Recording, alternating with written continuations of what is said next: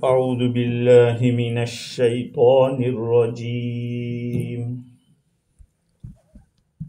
बिस्मिल्लाहिर रहमानिर रहीम।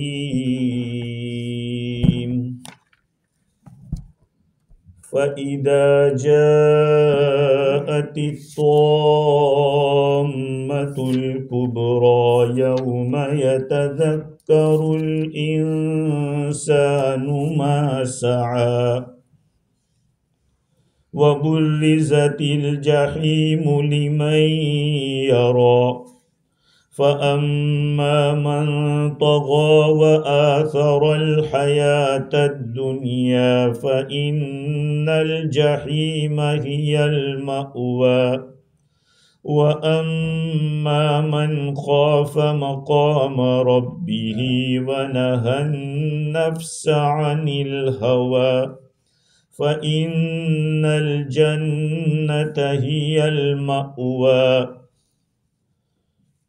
यसअलूनक अनिस्साअति अय्यान मुरसाहा फ़ीमा अन्त मिन ज़िक्राहा इला रब्बिक मुन्तहाहा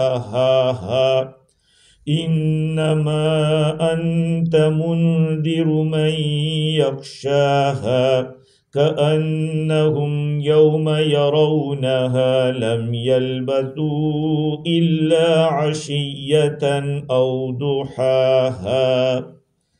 सदक़ल्लाहुल अज़ीम। बुजुर्गों, प्यारे भाइयों, बहुत इम्पोर्टेंट बहस है। अल्लाह ताला हमको इसकी सही समझ अता फरमावे। अल्लाह ताला फरमाते हैं कि जब बड़ा हंगामा आएगा उस दिन इंसान याद करेगा उन आमाल को जो उसने किया था, और जहन्नम को सामने कर दिया जाएगा उन लोगों के जो देख रहे होंगे, देखने वाले के सामने कर दी जाएगी।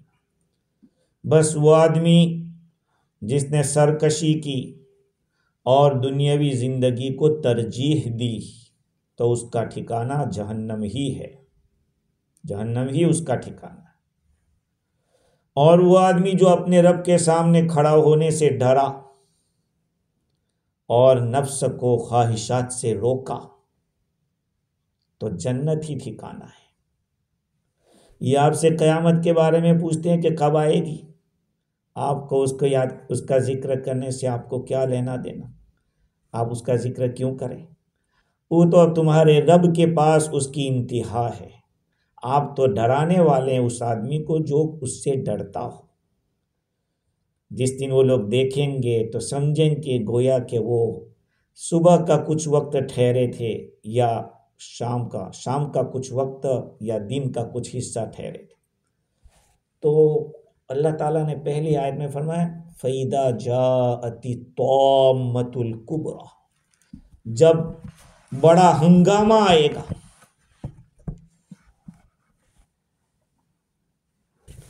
असल में अल्लाह ताला इन आयात में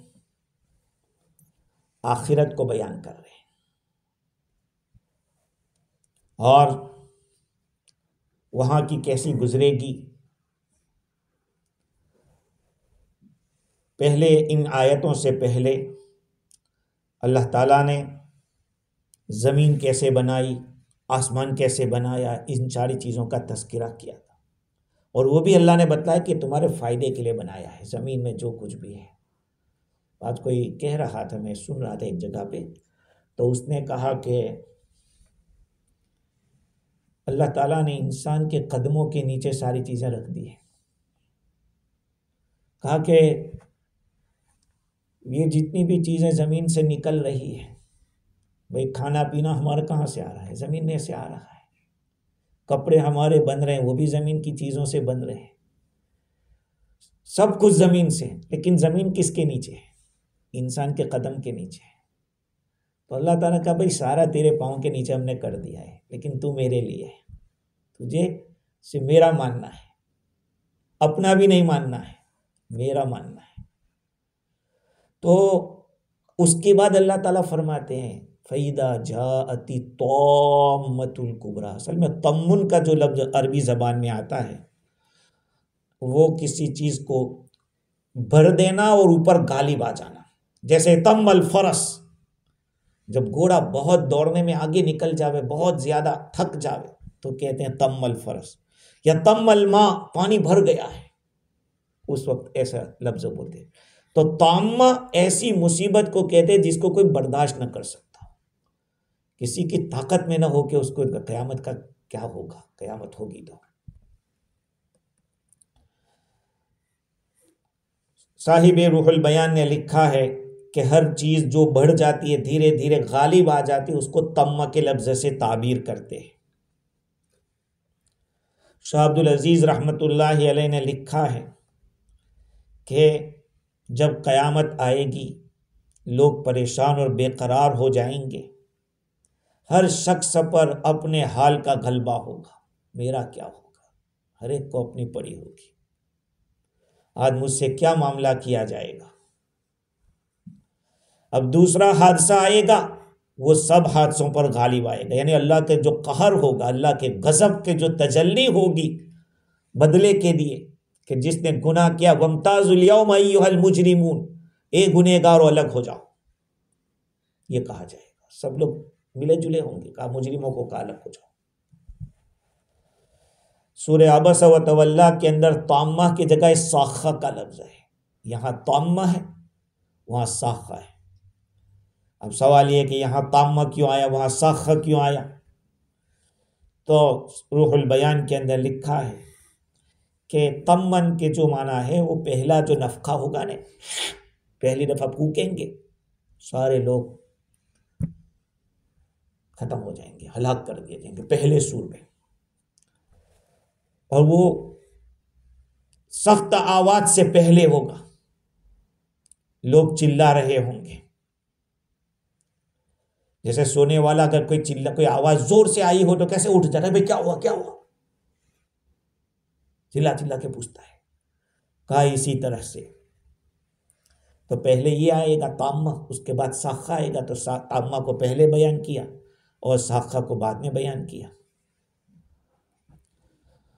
खैर, तो उलमाए किराम ने इसमें इख्तिलाफ किया है कि ये ताम्मा से मुराद क्या है, बड़ा हंगामा आएगा उससे क्या मुराद है।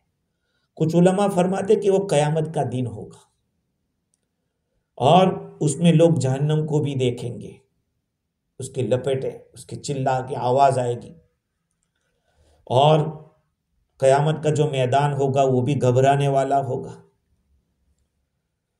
आदमी हर चीज़ को भूल जाएगा, बाप कौन है, माँ कौन है, कुछ नहीं, अपनी फिक्र होगी कि हम कहाँ जाएं, कौन सी चीज़ हमें पनाह दे सकती है।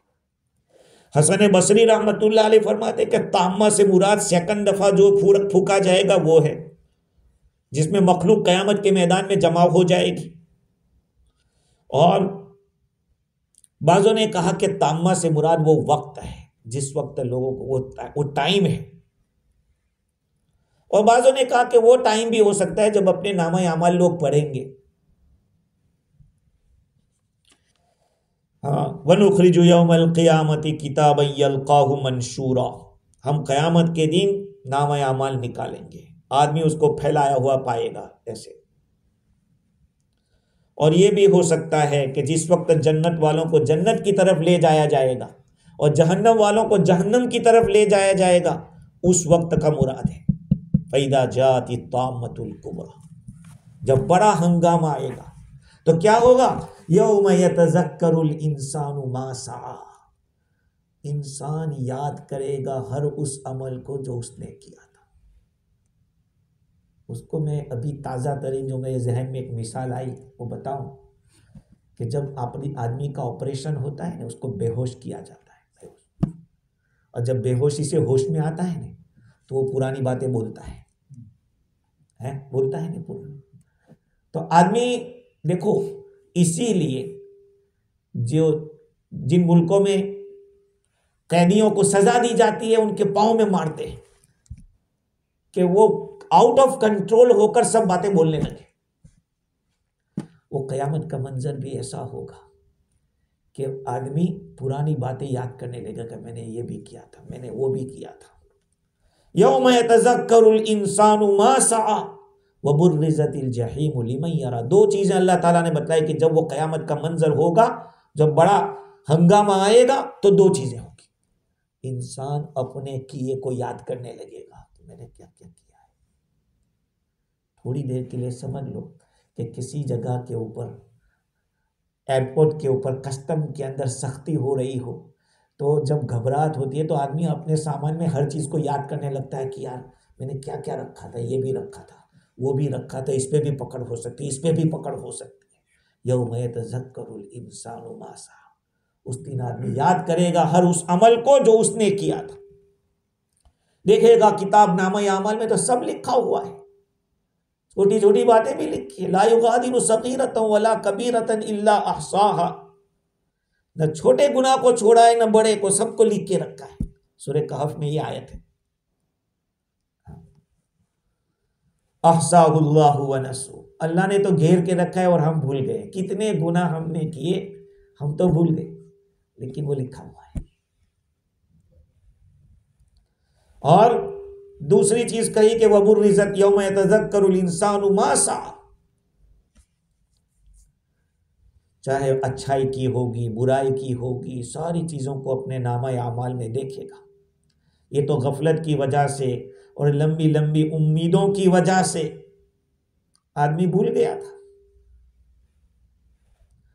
वबुर्रिज़तिल जहीम लिमन यरा। और देखने वाले के सामने जहन्नम को जाहिर कर दिया जाएगा। बात जगह पे कुरान में ये भी है, व उज़्लिफ़तिल जन्नतु लिल मुत्तक़ीन व बुर्रिज़तिल जहीमु लिल गावीन। जन्नत को परहेजगारों के करीब किया जाएगा। करीब करने का मतलब ये नहीं कि लाके उसको रख देंगे ऐसे कि ये जन्नत तुम्हारे पास आ गई,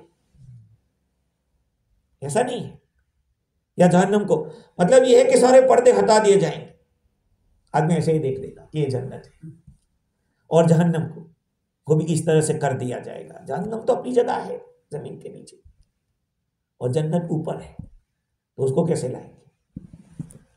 हाँ, तो अल्लाह ताला ने बाज मकामात के ऊपर ये फरमाया कि गुनहगार नाफरमानों के सामने जहन्नम को लाएंगे, और कहीं फरमाया कि देखने वालों के लिए। तो भाई हो सकता है रास्ते से आदमी किसी चीज को दूर से देख ले तो कहा कि मैंने देखा यार उसको, और कोई बहुत करीब से देखे वो भी कह सकता है कि मैंने देखा। तो दोनों चीजें अपनी जगह सही है। और जहीम से मुराद मुतलक जहन्नम है, कोई खास तबका मुराद नहीं है। गोया के अमल करने के बाद उसने जजा नहीं देखी, हमने अमल तो कर ली, लेकिन जन्नत की नेमत क्या मिलने वाली है और जो गुनाह की उसकी सजा क्या मिलने वाली है हमने देखा नहीं था। अब इसको आंख से देखा जाएगा। इन सब कामों को याद करेगा और अपने अमाल को इकट्ठे किए हुए और सहीफों में लिखे हुए देखेगा। जो उसके जहन से निकल गई थी वो भी याद आ जाएगी। फैदा जाती तौमतुल कुबरा यौम यतज़क्करुल इंसानु मा सआ व बुर्रिज़तिल जहीम लिमन यरा। अल्लाह ताला ने ये नहीं बताया कि जब बड़ा हंगामा होगा तो क्या होगा। इदा जाती तामतुल कुबरा का जवाब गायब है। अब वो क्या है, जैसे बाज़ मुफस्सिरीन मालिक इब्न मिग़वल फरमाते हैं कि तब तामतुल कुबरा जब आएगा, यानी जब जन्नत वालों को जन्नत की तरफ ले जाया जाएगा और जहन्नम वालों को जहन्नम की तरफ ले जाया जाएगा, ये मुराद है। जब हंगामा होगा तो ऐसा होगा। और बाज़ों ने ये कहा कि फ़इन्नल जहीम हियल मअवा, ये उसकी जजा हो सकती है। खैर, आगे अल्लाह ताला ने दो किस्म के लोगों का तज़किरा किया। फ़अम्मा मन तग़ा, जहन्नम वालों का तज़किरा, व अम्मा मन ख़ाफ़ मक़ाम रब्बिही व नहा नफ्स अनिल हवा, जन्नत वालों का तज़किरा। जहन्नम वालों की दो अलामतें बतलाई, जहन्नम वालों की दो निशानियां बताई। फ़अम्मा मन तग़ा, वो आदमी जिसने सरकशी की। किससे सरकशी की? अल्लाह के हुक्म से, अल्लाह के रसूल के हुक्म से मुंह मोड़ा। हाँ, कोई मुंह से बोलता है तो कोई अमल से बोलता है। समझ रहे हैं इस बात को? है एक बेटे को बाप, दो बेटों को बाप ने कहा कि भाई फुला चीज लिया, और एक कहता कि भाई मेरे पास टाइम नहीं है, लेकिन दूसरा करता नहीं, लाता नहीं, तो दोनों मुजरिम तो है? एक खुला हुआ मुजरिम है जिसको बागी कह देंगे। तो अल्लाह और उसके रसूल के हुक्म की इसके खिलाफ सरकशी की, एक बात ये गुनाह एक। व आसरल हयात दुनिया, और दुनियावी जिंदगी को तरजीह दिया। तरजीह के ना रेफर करना, प्रिफर हाँ प्रिफर करना, मतलब ये है कि दुनिया की चीजों में लज्जत भी है, मजा भी है, लेकिन जब उसके सामने दो बातें आती है तो वो आखिरत को छोड़ देता है और दुनिया को पकड़ता है कि अभी तो देख लो, बाद में जो होगी देखी जाएगी। कहा कि ये दो चीजें जो है ये जहन्नमियों की निशानी है। तो ये हादसा इतना बड़ा होगा कि तमाम महशर वालों को बेहवास कर देगा और अल्लाह ताला का कहर जाहिर होगा जहन्नम की शक्ल में, और इस जहन्नम को देखने में सब शरीक होंगे। लेकिन इसके देखने के बाद फर्क ये रहेगा कि जो अल्लाह पर ईमान रखते थे उनका दिल मुतमईन होगा, और जो अल्लाह पर ईमान नहीं रखते थे, जिन्होंने जहन्नम का यकीन ही नहीं रखा था, ईमान ही नहीं था जहन्नम के बारे में तो अल्लाह ने बना के रखी है और बुरे अमाल की सजा मिलने वाली है, वो घबराए हुए होंगे। तो जिसने दुनिया में सरकशी की, अल्लाह के हुदूद से तजावुज किया, और देखो याद रखो अक्सर जो सरकशी आदमी की होती है वो दुनिया की मोहब्बत में होती है। भाई दुनिया से क्या बुरा, चलो हम लोग दुनिया जब बोलते हैं तो पैसा समझ में आता है, डॉलर समझ में आता है, ऐसा नहीं। चेस्त दुनिया अस खुदा गाफिल बुदन, दुनिया क्या है? अल्लाह से जो गफलत में डाल दे, अल्लाह से गफलत में डाल दे।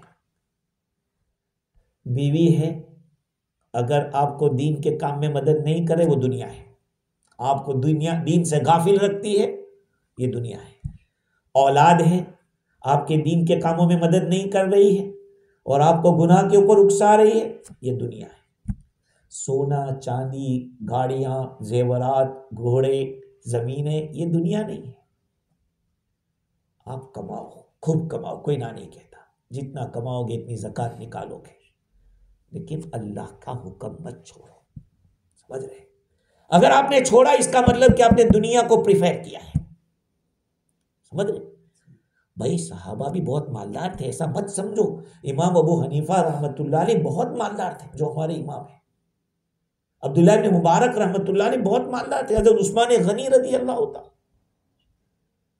सुलेमान अलैहिस्सलाम को देखो, नबी थे, बादशाह थे। तो ये मत समझो किसी के पास माल है तो कहिए तो जहन्नमी है। बाद लोग ये सोचते हैं कि इसके दुनिया मिल गई है ना, इसको तो यहाँ मिल गया, वहाँ नहीं मिलेगा। ऐसा नहीं है। बाद आप देखिए कि गैर मुस्लिमों को हम देखते हैं, बेचारों को दुनिया में भी बेचारे ऐसी ज़िंदगी गुजारते हैं और अल्लाह पर ईमान न रखने की वजह से आखिरत में भी महरूम रहे। अब ये दुनिया में ऐसी ज़िंदगी गुजार रहे, न खुदा का हुक्म न रसूल की बात। इसलिए दुनिया इसका नाम नहीं है कि आप कमाने जा रहे हैं, आप दुनिया कमा रहे हैं, नहीं। दीन को मत छोड़ो, शरीयत का हुक्म आ जावे ठीक है, मैनेज करो इस तरह का, तो अल्लाह के हुक्म पे भी चले, दुनिया का काम भी होता रहे। ये कोई मुश्किल नहीं है, लोगों ने करके दिखाया है। हाँ, तो सबसे बड़ी चीज हुब्बुद दुनिया रअसु कुल्ली खतीआ, दुनिया की मोहब्बत सारे गुनाहों की जड़ है। आदमी है ना, आदमी अल्लाह का हुक्म कब तोड़ता है? या तो किसी की मोहब्बत में या किसी की दुश्मनी में। समझे? किसी की मोहब्बत में या किसी की दुश्मनी में। अब दो आदमी का मैटर आया, एक के साथ आपको नहीं बनती है तो इसके खिलाफ आप फैसला करें, ये इसकी दुश्मनी में आपने गुनाह किया है, और किसी की मोहब्बत में क्या अपना आदमी है तो हम उधर हो जाते। नहीं, शरीयत क्या कहती है, किताब और सुन्नत है, उसको सामने रखें। समझ रहे? तो वआसरल हयात दुनिया, तो ये दुनिया की मोहब्बत में आदमी आगे बढ़ता गया यहां तक कि दुनिया की जिंदगी ही को उसने असल समझ लिया कि असल तो यही है, मजे उड़ाओ जो कुछ उड़ाने हैं। आखिरत देखो देखी जाएगी बात। बाज इतने जाहिल होते हैं कि ये कहते हैं कि कब्र में तो देखी जाएगी। क्या देखी जाएगी है? कब्र में क्या देखी जाएगी? उन फरिश्तों का चेहरे देखते ही पायजामा खराब हो जाएगा, कफन खराब हो जाएगा कि क्या हो गया। अल्लाह हम सब की हिफाजत फरमाए। तो इस दुनिया के जीने को बेहतर समझता था, वो उन्हीं दुनिया की लज्जतों को अल्लाह ताला की रजामंदी और सवाब आखिरत पर तरजीह देता था, और उसका ठिकाना अल्लाह ताला ने फरमाया कि जहन्नम है। अब इससे कौन मुराद है, कौन लोग मुराद है? या तो ये सिफत रखने वाले लोग मुराद है या कोई और मुराद है। बाज़ उलमा ये फरमाते हैं कि नज़र जो कि हारी अबू उसका अब्बा नज़र बिन हारिस, वो मुराद है यहाँ पे, नज़र बिन हारिस। यह आयत जब नाजिल हुई उससे बहुत सारे ऐसे मुनकरात जाहिर हुए और वो उसको अच्छा कह रहा था। लेकिन उलमा फरमाते कि किसी को स्पेशल आदमी का नाम मत लो कि यही मुराद है। अल्लाह ताला ने सिफत बतलाई कि जिसमें ये होगा उसका ठिकाना जहन्नम होगा, और जिसके अंदर वो सिफात होगी तो उसका ठिकाना जन्नत होगी। कुरान के अल्फाज आम है, इसलिए जिसने अल्लाह के और उसके रसूल के हुक्म से सरकशी की और दुनियावी जिंदगी ही को सब कुछ समझ लिया, कुरान कहता है कि उसका ठिकाना जहन्नम है। तगा और दो लफ्ज लाए, मन तगा और आसरल हयात दुनिया, दो चीजें लाए। तगा का ताल्लुक अकीदे के साथ है, नजरियात के साथ है, मेंटालिटी के साथ है। ये तगा का ताल्लुक यानी जिसके अकीदे के अंदर बिगाड़ होगा। अब अकीदे में बिगाड़ होगा तो आगे क्या होगा? आसरल हयात, उसका अमल भी खराब होगा। आसरल हयात दुनिया जो लाए, दुनियावी जिंदगी को प्रिफेर कर रहा है, ये उसी का नतीजा है। जिसका अकीदा सही होगा अमल भी सही होगा। अकीदा गलत होगा, फाउंडेशन जब रॉन्ग होता है तो बिल्डिंग रॉन्ग जाती है। फाउंडेशन आपका सही है तो फिर बिल्डिंग भी सही जाती है। तो आसरल हयात दुनिया जो है इसका ताल्लुक कुव्वत अमलिया के साथ है। तो कुव्वत नजरिया अकीदे का बिगाड़, कुव्वत अमलिया का बिगाड़, कहा कि दोनों के बिगाड़ से जहन्नम में जाएगा आदमी। अच्छा, अकीदे का बिगाड़ की वजह से क्यों? इसने अल्लाह को नहीं पहचाना, अल्लाह को नहीं पहचाना, अल्लाह की जात को। जो आदमी अल्लाह को पहचानेगा वो अपनी कमजोरी को पहचानेगा, जो अल्लाह को नहीं पहचानेगा वो अपनी कमजोरी को नहीं पहचानेगा। आज मोदी और ये लोग खुदा को नहीं मानते तो सब कुछ अपने को समझते कि मैं ही हूं, समझ रहे हैं? और जिसके अकाइद में अल्लाह से ताल्लुक नहीं, और जिसका ताल्लुक है अल्लाह से, वो सोचता है कि मेरा रब तो बड़ा कादिर है, मेरे उसके सामने मेरी क्या हकीकत है, मेरी क्या हैसियत है कि जो मच्छर के जरिए भी इंसान को मार सकता है और अबाबिल के जरिए अपने घर की हिफाजत कर सकता है, इतना पावरफुल है, मेरी क्या हकीकत है। तो जब आदमी अपने अल्लाह को पहचानता है तो अपने को हकीर समझता है, मैं कुछ भी नहीं हूं। जब अपने को छोटा समझता है तो अल्लाह की कुदरत को समझता है कि मेरा रब बहुत बड़ा कुदरत वाला है। जब ऐसा होगा तो तकब्बुर भी नहीं होगा और सरकशी भी नहीं होगी। जब आदमी में ये चीज होगी, अल्लाह को पहचाने, और जब इंसान इन दोनों सिफात से मुत्तसिफ होगा तो गियान भी होगा और दुनिया को तरजीह, तो ये फसाद के अंदर यानी बिगाड़ के अंदर इंतहाई दर्जे को पहुंच जाएगा। अल्लाह ताला ने ऐसो ही के लिए जहन्नम को तैयार कर रखी है। फ़इन्नल जहीम हियल मअवा, ठिकाने का क्या मतलब? एक आदमी को कहे कि भाई फुला आदमी का ठिकाना कहाँ है, कहा कि वो तो पब में मिलेगा। क्या मतलब? पब में मिलेगा यानी वहीं पीता रहता है, वहीं पड़े रहता है, और क्या, उसको ढूंढना लो वहीं जाओ, वहां से निकलता नहीं वो। कहा इनका भी जहन्नम ठिकाना होगा, जहन्नम से निकाले नहीं जाएंगे, वो चाहेंगे फिर भी नहीं निकल पाएंगे। तो अल्लाह ताला ने यहां पर जहन्नम वालों का तज़किरा किया। देखो असल तो क्या है, अल्लाह से ताल्लुक है, अल्लाह ताला से ताल्लुक पैदा हो जाता है तो इताअत करना आसान होता है, नाफरमानी से बचना आसान होता है। आगे अल्लाह ताला फरमाते हैं, वअम्मा मन खाफ मकाम रब्बिही व नहा नफ्स अनिल हवा फइन्नल जन्नत हियल मअवा। यहां भी दो काम बतलाए, जन्नत वालों के भी दो काम। एक तो अपने रब के सामने खड़ा होने से डरा, इसीलिए मेरे भाइयों कभी कभी रात को बिस्तर पे लेटे लेटे याद करो कि एक वक्त होगा कि मुझे कब्र में सोना पड़ेगा। मैं ये बिस्तर पे सोया हूँ नरम नरम गद्दे के ऊपर, वो एक वक्त आने वाला है कि कब्र में जाऊंगा, और एक वक्त वो आएगा कि मुझे रब्बुल आलमीन के सामने खड़ा होना पड़ेगा। अगर कुछ अच्छा किया है तो रब राजी रहेगा, उसको राजी रखा तो बेड़ा पार है, अगर वही नाराज है तो फिर नुकसान है। तो वअम्मा मन खाफ मकाम रब्बिही, पहली बात अपने रब के सामने डरा, खड़ा होने से डरा। और दूसरा वनहा नफ्स अनिल हवा, अपने नफ्स को ख्वाहिशात से रोका। ये दो बातें, फइन्नल जन्नत हियल मअवा, जन्नत उसका ठिकाना है, उसको जन्नत अल्लाह ताला भेज दे। तो जो पहली चीज है वअम्मा मन खाफा, वो तो नेक बख्तों का काम है, नसीबदारों का काम है कि अल्लाह से डरे। ये जो सिफत है ये दोनों अपोजिट है। वहां तुग़यान था, सरकशी थी, कभी सोचा नहीं कि मुझे उसके सामने जाना है, इसके मुकाबले में वह अम्मा मन खाफ है।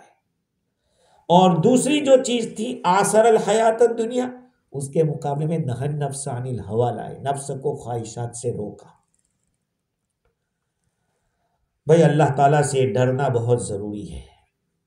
और डर कब पैदा होगा, जबकि इल्म होगा। क्या होगा, इल्म के बगैर क्या। एक बच्चा छोटा सा बच्चा है, इस बच्चे के सामने एक सांप रख दो, वो क्या करेगा, पकड़ लेगा। क्यों, उसको इल्म नहीं है कि ये काटेगा।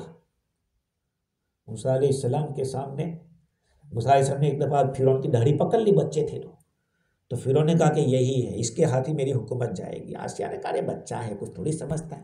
कहा बच्चा है, कहा आग लाओ। तो मूसा अलैहिस्सलाम ने आग ली और मुंह में डाल दिया। कहा देखो बच्चा है, इसलिए तो समझ में नहीं आता। तो डर से पहले इल्म जरूरी है, समझ रहे हैं। इल्म के बगैर मेरे भाइयों अंधेरा ही अंधेरा है। हाँ, आज सबसे बड़ी कमजोरी इल्म की है, और इसीलिए डरने की सिफत, अगर आलिम में डरने की सिफत नहीं, वो आलिम कहने के लायक नहीं। क्योंकि आलिमों का काम कुरान में क्या बताया, इन्नमा यख्शल्लाह मिन इबादिहिल उलमा, अल्लाह ताला से उलमा ही डरते हैं। अगर डरता नहीं तो फिर आलिम नहीं। आलिम का सबसे बड़ा काम डर है। आज होता ये है कि थोड़ा आदमी दीन पे थोड़ा चलने लगता है तो फिर जन्नत का ठेकेदार बन जाता है कि जन्नत तो हमारी है। अरे ये कहाँ आता है मस्जिद, अरे उसका ताल्लुक अल्लाह से क्या होगा मुझे क्या पता है, हम क्या जाने। समझ रहे बात को। इसीलिए याद रखो, कभी किसी को मामूली मत समझो। हमारे हजरत हकीमुल उम्मत मौलाना थानवी रहमतुल्लाह अलैह तो फरमाते थे कि गैर मुस्लिम को भी हल्का मत समझो, उसको अल्लाह हिदायत दे सकता है और हमारी छीन भी सकता है। तो फरमाते थे कि काफिर फिल मआल और मोमिन फिल हाल मुझसे बहुत अच्छा है। ईमान वाला इसके पास ईमान है और काफिर आगे चल के ईमान ला सकता है। इसलिए कभी भी दूसरे को हकीर मत समझो, किसी को मामूली मत समझो। खैर, तो अब ये दो सिफात अल्लाह ताला ने बतलाई। मुफ्ती शफी साहब रहमतुल्लाह ने लिखा कि देखो ये दूसरी जो सिफत है ना, वो पहली ही का नतीजा है। आदमी अपनी ख्वाहिशात से कब बचेगा, जबकि अल्लाह का डर होगा। क्योंकि अल्लाह ताला राजी होता है नफ्स के खिलाफ चलने से, नफ्स के खिलाफ चलने से। लेकिन हम लोग तो जो मन में आवे खा लिया, जहां मन चाहा देख लिया, जहां मन चाहा ख्वाहिश पूरी कर ली। ऐसे मौके पे डर पैदा हो, ऐसे मौके पे कि यार मेरा रब मुझे देख रहा है, अगर इसी वक्त मेरी मौत आ गई तो क्या होगा। मैं गुनहगार होने की हालत में अल्लाह के दरबार में जाऊंगा, है गुनाह करते करते गया तो फिर ठिकाना कहाँ जाएगा। खैर, तो ये जो दो सिफात बतलाई है, उलमा फरमाते कि पहले इल्लत बतलाई कि अल्लाह का डर ये इल्लत है, सबब है, और नतीजा क्या होगा कि आदमी ख्वाहिशात से बचेगा। तो खौफ को तुग़यान के मुकाबले में लाए।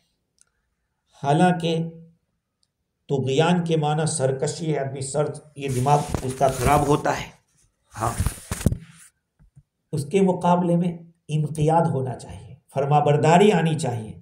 लेकिन चूंकि फरमाबरदारी का पहला सबब अल्लाह का खौफ है, भाई सरकशी का माना नहीं मानने का, न मानने के मुकाबले में मानना आता है, लेकिन अल्लाह ताला ने यह मानना नहीं बतलाया, खौफ बतलाया। इसलिए कि आदमी मानेगा भी तब जबकि खौफ पैदा होगा, आदमी इबादत पे आएगा तब जबकि उसके अंदर खौफ पैदा होगा। अल्लाह के कुदरत को सोचो, अल्लाह की कुदरत को सोचो। आज आग लगी हुई है इज़राइल में, आग लगी है, हाँ आग लगी हुई है। अल्लाह बड़ा पावरफुल है, अल्लाह को मनाओ, उसको उसके ताकत को बयान करो लोगों के सामने। खैर, इसलिए अल्लाह ताला ने खौफ बयान किया, वो बयान नहीं किया इन्क़ियाद, इसलिए कि खौफ पैदा होगा तो सब कुछ हो जाएगा। और देखो, कोई भी काम होता है ना, कोई भी अमल पे जब आदमी आता है तो पहले खौफ, दूसरा उम्मीद, और तीसरा मोहब्बत। एक आदमी फला जगह जाना है, क्यों जाता है? अरे नहीं जाएंगे उसको बुरा लगेगा यार, खामा नाराज हो जाएगा, ये डर है। और एक आदमी जा रहा है, कहा यार कुछ मिल जाएगा जाएंगे तो, है चलो खाना तो मिल जाएगा, मैं मिसाल के तौर पर एक बात कह रहा हूं, इसको उम्मीद कहते हैं। और तीसरा, कहा यार मुझे बहुत ताल्लुक है उसके, मुझसे बहुत मोहब्बत रखता है, हमारी बहुत मोहब्बत है आपस में, इसलिए मुझे जाना पड़ेगा। तो तीन दर्जे हैं। कोई भी अमल पे आता है तो पहले खौफ, ये अवाम के लिए, ये अवाम के लिए, और दूसरे नंबर पे उम्मीद, ये खवास के लिए, और तीसरे दर्जे पे मोहब्बत, ये अखस्सुल खवास के लिए, VVIP जिसको कहते हैं, सेकंड नंबर VIP का, और फर्स्ट जनरल लोगों के लिए। डर जो होता है, डर की वजह से करते हैं, जनरल लोगों के लिए। हवा, ख्वाहिश किसको कहते हैं? ख्वाहिश कहते हैं कि इंसानी फितरत की वजह से उसकी तरफ माइल हो जाना, किसी चीज की तरफ, नफ्स का उस चीज की तरफ माइल होना जो कि शरीयत के तकाजे के खिलाफ है, शरीयत के तकाजे के खिलाफ नफ्स का चाहना, नफ्स का चाहना। फजर का टाइम हो गया है और आँख कह रही, करे यार थोड़ा सो लेने यार, और थोड़ा खींच ले, चादर खींच ले, बिस्तर में घर बाद में पढ़ लूंगा, जमात नहीं तो ठीक है, अदा तो पढ़ूंगा, कज़ा नहीं करूंगा, है ये नफ्स चाहता है। हमेशा नफ्स है ना, कैश फायदे को सोचता है, क्या कैश फायदा, नफ्स। और अकल जो होती है वो एडवांस, क्रेडिट, इसका फायदा बाद में क्या होगा। ये नफ्स और अकल में फर्क है, याद रखना। अकल जो होती है वो लॉन्ग टर्म का सोचती है, और नफ्स अभी तो कर ले, अभी मजा आएगा, वो नफ्स का है। तो जो ख्वाहिशात है, नफ्स है, उसको ख्वाहिशात से रोकने के तीन दर्जे हैं, तीन दर्जे।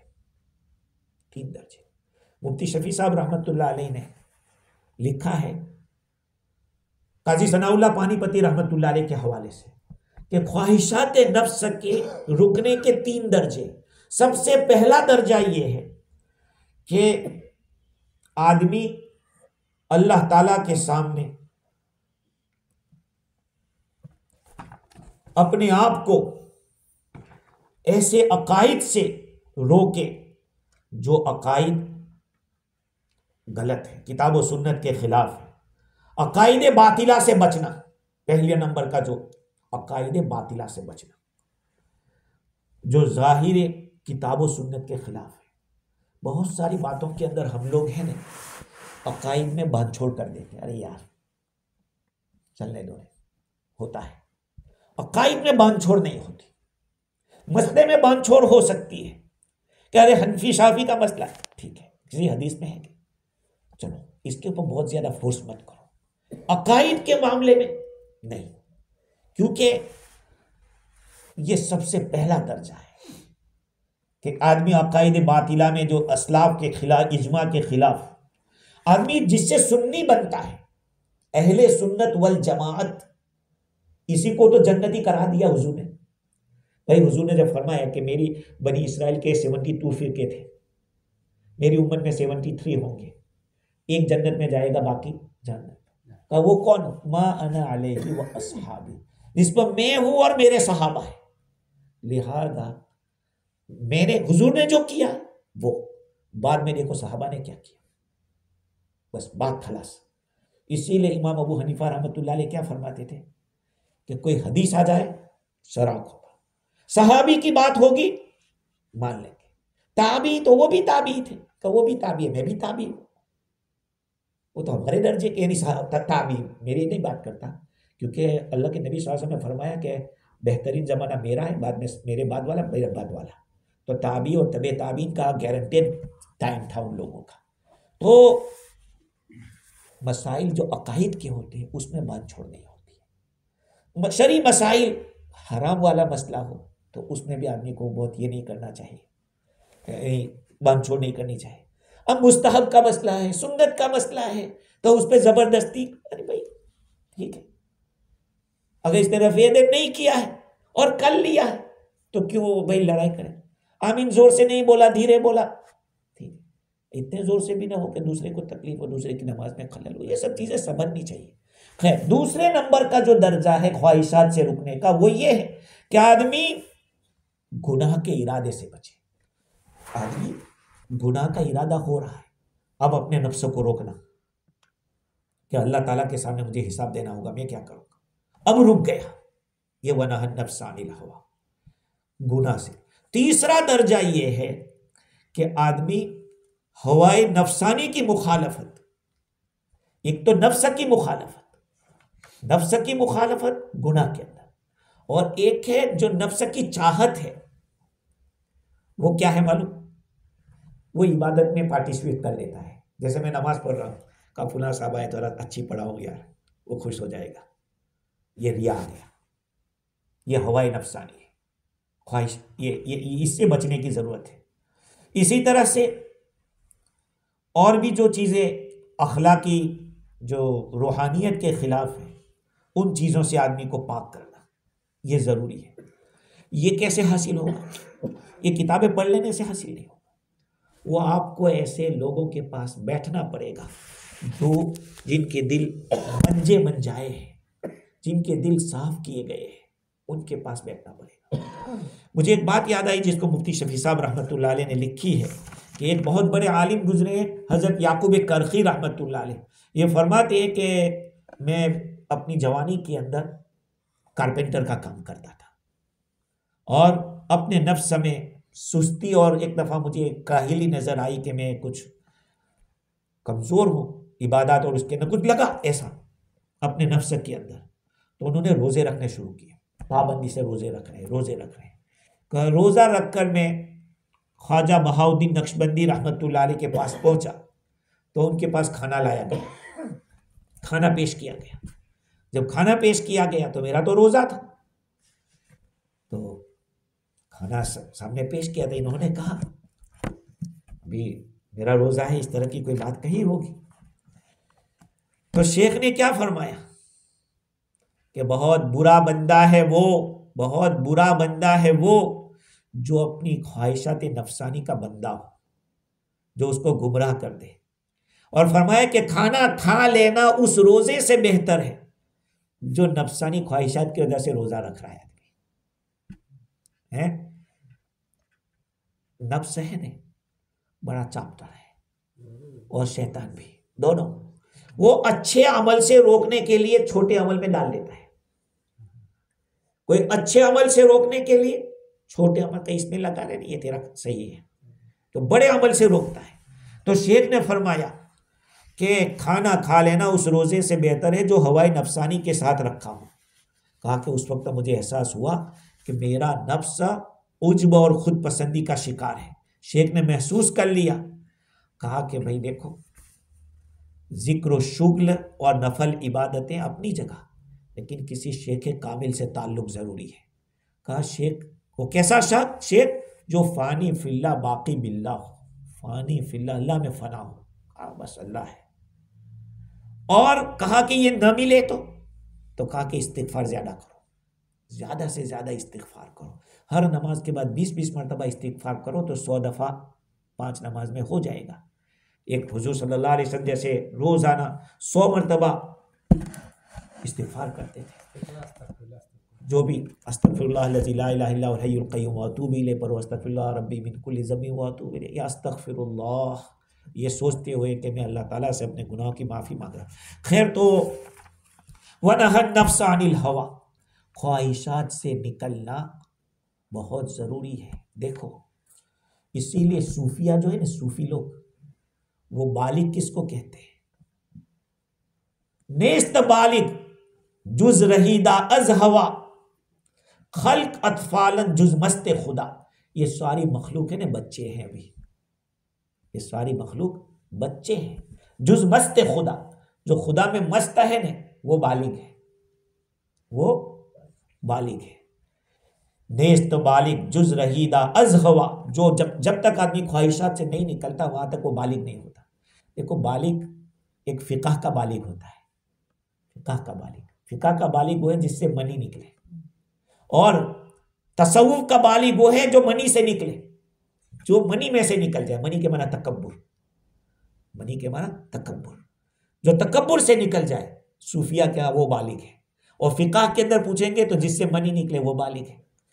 तो ख्वाहिशात से निकलना बहुत ज़रूरी है। इसके लिए आप सल्लल्लाहु अलैहि वसल्लम की ज़िंदगी पढ़ो कि आप सल्लल्लाहु अलैहि वसल्लम ने कैसे ये किया। शेख अबू बकर वर्राक रहमतुल्लाह अलैह फरमाते हैं कि अल्लाह ताला ने दुनिया और आखिरत के अंदर हवाए नफ्स से, जो कि हक के खिलाफ हो, ज़्यादा बुरी चीज़ कोई पैदा नहीं की। दुनिया के अंदर सबसे डेंजर चीज़ है हवाए नफ्स। हर चीज़ जो भी चाहा का ये का कर लो, ये तक कर लो। भाई ये तो पूछो कि शरीयत में जायज़ है या नहीं है, शरीयत ने इसको अलाउ किया है या नहीं किया है। ख़ास तौर पर मैं एक बात कह दूँ, आज के ज़माने में जो मॉडर्नाइज्ड है, जो उसकी बुनियाद इस पे है, ख्वाहिश नफ्सानी के ऊपर, इसके ऊपर बनी हुई है मॉडर्नाइज। उसमें आदमी ये नहीं देखता कि हमें अच्छा लगता है करो, किताब क्या कह रही है, सुन्नत क्या कह रही है, हदीस क्या कह रही है, नहीं। इसीलिए बहुत मॉडर्नाइज के अंदर, जिसको जिद्दत पसंदी उर्दू में कहते हैं, जिद्दत पसंदी, इंग्लिश में उसको मॉडर्नाइज कहते हैं। तो अजीब बात बताऊं मैं आपको कि इंग्लिश तो ये कहता है कि ओल्ड इज गोल्ड। इंग्लिश क्या कहता है? Old is gold. लेकिन अरबी क्या कहता है? कुल्लु जदीदिन लजीज, हर नई चीज लजीज होती है। तो हर नई चीज के पीछे पड़ना नहीं चाहिए। ओल्ड इज गोल्ड है, ये अंग्रेज लोग खुद कहते हैं। और ख़ास तौर पर अकाइद के अंदर और शरीयत के बारे में ओल्ड इज गोल्ड, वही असली चीज़ है। खैर, अभी और भी इसके ऊपर कुछ बातें बाकी है, इंशाअल्लाह पूरा करेंगे। अल्लाह ताला मुझे भी और आपको भी ख्वाहिशात नफसानी से निकल कर अल्लाह की इताअत और फरमा बरदारी की तौफीक दे। आखिर दावा।